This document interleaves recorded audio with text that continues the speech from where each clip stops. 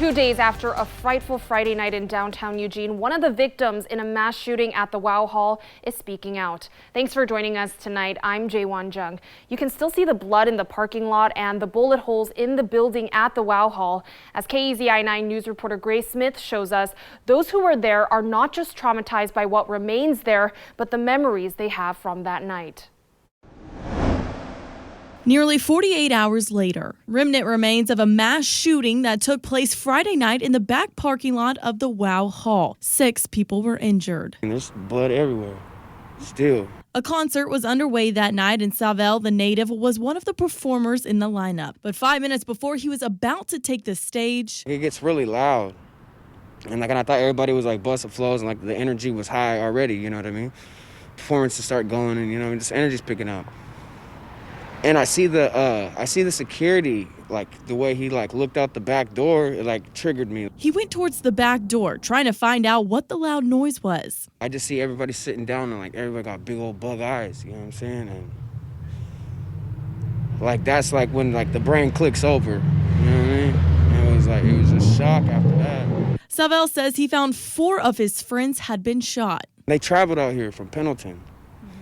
It's like they always like struggle to get out here. They're 6 hours away and finally made it, you know what I'm saying? Finally got out here for a show and, like this happened. In a blink of an eye, what was supposed to be a night filled with music and festivities turned into terror. He tells me he's still numb from it all. It was super scary. All I could think about was just getting home to my kids. So, and not dying. Aaliyah Tynan is one of the 6 gunshot victims. She's come to the Wow Hall for events in the past. I wouldn't think that coming here, something like that would happen. I've came here for events even in middle school, and it's always been fine. Tynan says she came outside and talked with her boyfriend, and then all of a sudden, shots were fired. She tells me she jumps over this rail, hits these trash cans, and then hid behind a car that was parked right here.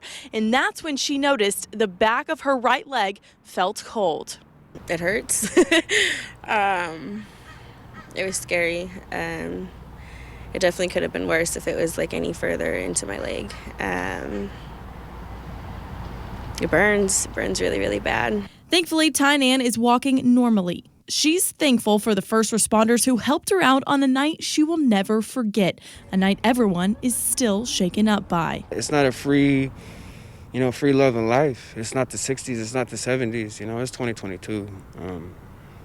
America's a war zone, you know what I mean? And we got to be aware of our surroundings at all times. Although the traces of that frightful night still remain at the Wow Hall, Savel and Tynan are keeping their heads up and hoping this doesn't happen to anyone. Reporting in Eugene, Grace Smith, KEZI 9 News.